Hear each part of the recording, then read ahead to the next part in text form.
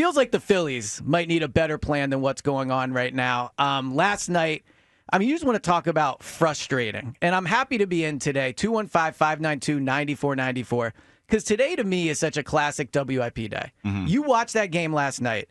It was the most frustrating, 3 hours of baseball because they really weren't behind much. They had a chance in that game up until the seventh inning. It's 2-1. Obviously, Kirkland comes in, lets up the big hits. The game explodes. All of a sudden, it's 5-1. And, at that point, I think the alarm bells are going off. So that game last night, obviously now they're 2-8 in their last 10 games against the Mets. Hugh, where are you at right now with your frustration level with this team? Who are you most frustrated with? You know what's funny, Elliot? Before I get to that, I just want to tell you, you said something this morning when we were in the meeting that I didn't think about, and I thought about it a lot after you said it. You talked about the team and how they look lifeless. Yep. You talk about that game last night, man, and I'm watching, and I'm looking for Christopher Sanchez, and he's not out there. Because I went to a local watering hole, went to go see some people play Quizzo. And you're right. That game was not out of hand. And, Joe Ross was on the mound, and he was doing his thing. Didn't look bad, and it was 2-1 for the longest. And you said something that at the moment I didn't think about it, but it got me thinking now. And you said that they didn't look like they had any fight in them or something to that effect. They looked lifeless. I put that on the players. You go into this season, and you don't change much, but you know that this organization believes in you. There was rumors about trading Bohm, who had a pretty good defensive night last night, made some big plays. You go into this season, they don't change a whole lot.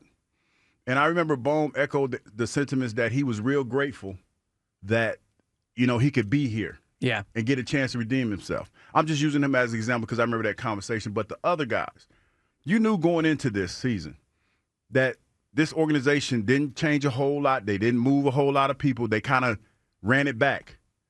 And this is what you do. Like you said last night, that game was not out of hand until the seventh inning. And you played like you were timid. Somebody said to me the other day that I think the Mets have the Phillies number. Before that game, I didn't believe it. I kind of believe it now. I kind of believe that now. Well, I think the Phillies might believe it too, which is one of the more frustrating things. But you mentioned Christopher Sanchez. I think adding to the level of panic last night was not only are the bats quiet again, but Sanchez has to leave the game. I believe it was after the third inning. Afterwards, he says that he has stiffness in his forearm, which all the baseball experts are telling me that is not what you want to hear, especially when it comes to a pitcher. But Topper did talk about it after the game. Here's what Topper had to say about Sanchez. It's left forearm tightness. Saw the doc.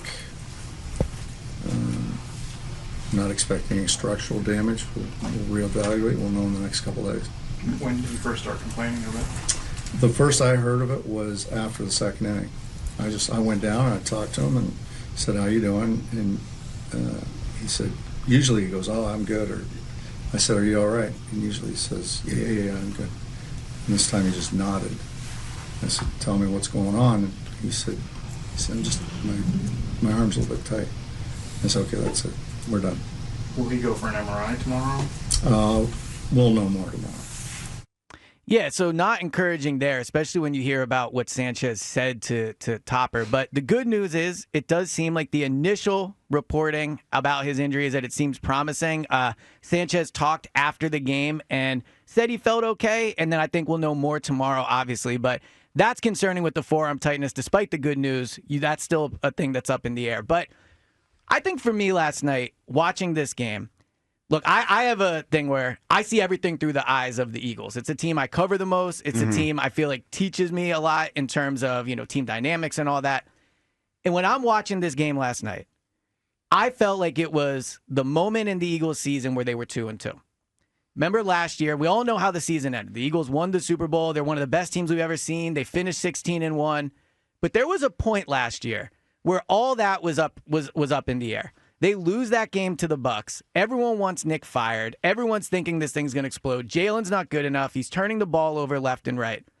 And at that moment, it really was a point where you had to decide, do you believe in the team or do you not believe in the team? And at that moment, some people jump ship, for sure, right? But when I look at this Phillies team, what's frustrating to me is I don't think they have the leadership or the players to turn this around. If you look at, I think they have talent, don't get me wrong. But the Eagles have leaders. The Eagles have people that when the going got rough last season, they turned it around. Saquon was big in that. AJ was big in that. Brandon Graham was big in that, who we'll talk about in a little bit. But ultimately, when you said, you talk about lifeless, right? That team last night, it was 2-1. It was not a game that was out of control. But time and time again with this Phillies team, not just this season, but overall, when the going gets tough, we don't see them respond. They're up in the World Series. They blow that. They get no hit. They lose games 6 and 7 at home to the Arizona Diamondbacks. Last year against the Mets, they're almost a complete no-show in that playoff series. And now things are getting tough. You have the Mets again. You've lost the first 2 to them. Today at 1 o'clock is a massive game, in my opinion. But what I'm looking for today is, are they going to show any fight? And so when you ask me, who am I most frustrated with? For me, it's the players. I hear so much blame on Topper. I hear so much blame on Dombrowski. They have one of the highest payrolls in baseball, and they have a group of guys that I've seen do it. I've seen them go to the World Series. I've seen them win playoff series. Yes, they ultimately have not gotten the job done, and they do come up small in big spots, but they have won big games. And so when I'm watching this team last night, I'm looking at him. It's like, Bryce, it's 2-1. Castellanos, it's 2-1. Why are you swinging on that pitch? My concern is with this team, do they have it in them? Are they tough enough to rebound from this? Because I know with the Eagles last year, there was a moment where they had to be resilient. And now with the Phillies, that's their moment. Today, the beginning of today, 1 o'clock, when they start, this is their moment to show if they're resilient or not. And that's my main frustration is I remember when these guys, I remember being at a playoff game at Citizens Bank Park, and the game starts, and they run out. The lights are going crazy, fans are going crazy, and I was looking at these players like, these guys are rock stars, and I had the utmost faith in them. But now, they don't look anything. They look like a shell of that team. So my frustration, and again, want to know where everyone else is at, 215-592-9494. My frustration is that these players, I don't sense the leadership or the winning qualities that I used to see in them. Look at that. No, I got distracted a little bit. There's a lot going on. Can you not? No. We have a show to do. No, I got distracted a little bit. I'm with you, Elliot. I think about this. When Bryce Harper got here, and I'm not just picking on him, but he's the face of the franchise. He's the guy that when you look at this squad and you talk about the things that are going on, I know his only one at bat and it's different than football, but he's the guy that people look at when they look at this team and want them to rally. He's gotten a little bit of a pass in all this, in my opinion. And like I said, again, I know it's different because it's baseball. But it's interesting to me that people automatically, when things like this happen, they want to point to Topper. They want to point to Topper's lack of showing emotion and things like that when things are bad. But when you have a guy, in my opinion, that's on this squad and makes as many air quote decisions as Bryce makes, how does he get a pass when things like this happen? Especially when you've made it clear that you ran this back and you didn't change anything, and he's a part of that. He has to be the one in the locker room that rallies those troops. And then I think Topper follows his steps when he does stuff like that. But Bryce has to be the catalyst in this situation. Well, I think it's interesting that when we look at leaders of other teams, right? Like we talk about Jalen. We talk about used to be Joel. I know that situation's pretty broken now. But those guys, right? We so often put the performance of their teams on them to the point where Jalen is Super Bowl MVP and he's still getting criticized, right? But with Bryce, it doesn't feel like that's always the case. It's not. And 2 nights ago, this wasn't last night, but 2 nights ago, Stott hits the home run to pull him within 1 run. And then Bryce gets up there and strikes out on, I think it was Hero 3 ball. pitches, right? Hero ball. But that's why my frustration is with the players. It's not with Topper. It's not with Dombrowski. It's with the players. Because this reminds me of, remember the Eagles collapse in 2023 when we all talked about how the coaching staff was the problem. It wasn't the players. It was the coaching staff. It's not like the Phillies players are being told the wrong thing. Like, they know not to swing at pitches out of the zone. They know it's been an emphasis. And we saw in spring training, they did put an emphasis on that. But when push comes to shove, when the lights are on, it's the bottom or top of the ninth in New York, Bryce is just swinging up there willy-nilly. He's just swinging at whatever. So that's why when I look at how can this turn around, for me, it is on the players. Like, yes, do they need to go make a move? Of course. I think they need bullpen help. but they have the talent there to get the job done. And I'm so sick of online seeing like, oh, it's Topper. Like, yes, Topper could do a better job. I think at times this year he's been a bit panicky with some of the moves he's made. They've made a lot of like lineup changes. But the players are still good enough to get this job done. And right now, they're not performing at the level they are being paid to perform at. Yeah, and that's the problem. Because last night, like I said, when you mentioned the way you mentioned it, that was something that stuck out to me. Because I didn't think about that. Because watching the game and not seeing Sanchez out there, there was still a chance. Yeah. There was still a chance. Ross gave you a chance, and the bats were quiet. That, to me, is on the players. It's only so much yelling and screaming that a manager could do, and I know a lot of people love to see that when they watch baseball, to see the manager getting all up in people's face and being all animated. But at the end of the day, players got to play, man. Well, and also with this team, I mean, you played on a team with leaders. Like you guys said, and you were one of them. Like there were leaders on that team. Who's the leader on this Phillies team? Bryce doesn't strike me as a leader. He strikes me as comes in, does it the right way, and hopes people follow. Schwarber, I think maybe leadership, but Castellanos to me doesn't seem like a leader. Trey Turner, definitely not a leader. And then you get to the, Bohm, Stotts, those guys. They need somebody in that locker room of importance. Major league buddies. They don't need to be major league buddies. Well, it speaks to what I think the issue has been with this team in big moments is like they don't have any accountability amongst themselves. Like when Bryce swings at those pitches 2 nights ago, who's getting in his face about that? Think about the Eagles this year when things got bad, when they were 2-2, but even later in the year. When the passing game wasn't good enough, AJ went to the press and said, the passing game is not good enough. That was more out of frustration. It was, but at least he showed frustration and addressed the problem, and then the passing game was better the next week. When's the last time, and maybe I missed it, but someone on the Phillies, a player, called out somebody else? Or there was shots in the media, and look, I'm not like advocating for it, but it would be nice to see Bryce or somebody say something like, yeah, they can't swing at those pitches. Or we talked about it, we're just not doing it. Bryce did do the name on the front, not the name on the back thing. He did, and then he runs around the bases and holds up 3. And didn't somebody throw shade at Taiwan when they were talking about, or was it throwing shade at Taiwan is like, I mean, I'm trying to. It's the equivalent. It's like blaming Jahan Dotson. No, but I mean, it's kind of the equivalent of calling people out. I don't think. When I think of baseball, I don't think that they're in your face type guys like that. I don't think they do that. But doesn't it feel like that's what they need right now? This team seems lackadaisical. They seem somewhat disinterested, and they just seem like it's crashing around them. And I don't sense any fight or fire from them. See, this is where I can't. It's out of my depth because in an NFL locker room, for example, if you call your teammate out, they might get upset, and you guys might, have a little moment where y'all, have a little tay-to-tay. But at the end of the day, you let it go because you have to depend on that person to help you win the game. If it's an offensive defense player, you're going to need that guy. I think in baseball, to an extent, it's a little bit more individualized where guys like, I don't really care, or something like that. Because, when you're up there at bat, it's on you. And when you're in the outfield, it's kind of on you, too, even though you're working in concert with everybody else. But it's still kind of on you. I've also heard, and Jack in the afternoon show says this, like the idea of passing the baton. Like this team needs to work right now where they're not talking playing, about at the plate. At the plate, exactly. Yeah. Like where they're not going up there and just swinging for themselves. And so I agree with you that baseball is more of an individualized sport in the way that it's different, right? Like with football and the passing game, all 11 players have to be on the same page for that play to work for the most part. And I know that's not the case with baseball.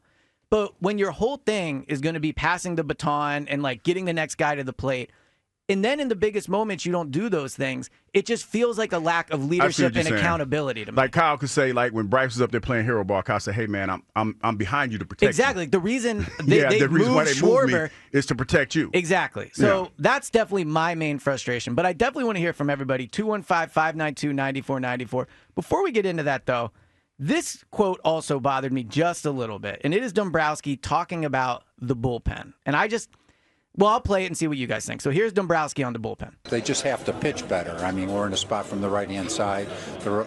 Jordan Romano, who we like a lot when we signed him, Thank goodness he's healthy. His velocity's good, but he's going to have to start pitching better. And Ross is going to have to pitch a little bit better, and Ruiz is going to have to pitch a little bit better. Hernandez is a little bit different spot. He was kind of added as the extra guy, but he needs to pitch a little bit better too. So they just really have to go out there and pitch more consistently to get outs. I mean, they haven't missed a lot of bats out there so far. That's not always a necessity, but overall as a group, those guys just haven't really performed like we need them to do so, and they have to go out there. If we're going to be better, one or two of them are going to have to step up and be better on a consistent basis because you need more people to pitch at the back end of the game. You know what I heard, Elliot, and I'm curious because I saw Kyle over there making faces. Can't wait to hear what Kyle's like sitting in the bullpen. Kyle's waiting for his moment, but you know what he's not lying. He's not lying, but here's the thing. And this is where context matters. We've heard that for the last couple seasons. And as fans of this baseball team, it was okay when you were progressing. Yeah. When it felt like you were progressing. But now it feels like you're regressing. And you keep saying the same things over and over. It's almost like being in a relationship, right? And your significant other is mad at you because she says you stay out too late. And you tell her every night, hey, I'm going to be home earlier. Yeah. And initially you start coming home earlier, but by the end of the week, you're back to your old habits. Yeah, it was performative at the beginning. Yeah, and now you're saying the same things. They don't carry the same weight anymore because the words that you're saying, although they might be true, you don't see any progress when it comes to that bullpen. Well, and also, like Dombrowski, man, why are you ripping your own players? Like the ones you picked. Right, and also, so this year, Jalen was turning the ball over left and right to start the year. Nick Sirianni got up there and took blame for those interceptions. 2 years ago, or last year against Seattle, when he threw that interception, Nick got up there and lied about it. So this, to me, again, like Dombrowski, I like that he's calling out people to an extent, but he shouldn't be the one doing it. There needs to be better leadership on this team. Kyle, I feel like I've waited too long to get to you. Where are you at with this team? Well, so I just feel like we can yell about these players not performing until we're blue in the face, and we will. I'm frustrated with the players too, but maybe the mistake, guys, was trusting that this was the group that was going to be able to just do this. I mean, it's the same group from last year, and to double down on them going into this year, I think is the biggest mistake. Like, fool me once, shame on you. Fool me twice, shame on me. We've been fooled like 3 times in a row watching this team do the same thing, end the season the same exact way. So, like, anyone with a brain went into this offseason knowing that this team needed a change. Like, I get that Bryce and Trey aren't being the guys that we paid them to be, at least this season. Bryce has been in the past. Trey isn't. The other guys at the bottom of the order, like the outfield still stinks. Castellanos is just as streaky as ever. And like Alec Boehm, all those guys. Like, the bullpen, they let Jeff Hoffman go this offseason, who's pitching like a 1.13 ERA with the Blue Jays. And has some swagger. I love his swagger. And they brought in a guy with negative swagger in Jordan Romano for just like a few bucks cheaper than Jeff Hoffman. So, like, it just felt like there was an obvious hole on this team going into the season, and they failed to address it. Like, I equate it to this. If the Eagles had a god-awful secondary and they trotted James Bradberry out there with no fix the very next season, are we just going to keep screaming about James Bradberry? Yes, but at the same time, whose fault is it for not doing anything about that area, that hole? Like, that's on Howie Roseman if that happens. Yeah. So, like, I understand this whole thing with the players, but, like, this was so obvious to everybody that this team needed to shake up, and Dave Dombrowski didn't do it. So, my biggest frustration right now is very clearly with upper management. 215-592-9494. Frustrating day for the Phillies. Who are you most frustrated with as this season that started off good is in a bit of a rut here?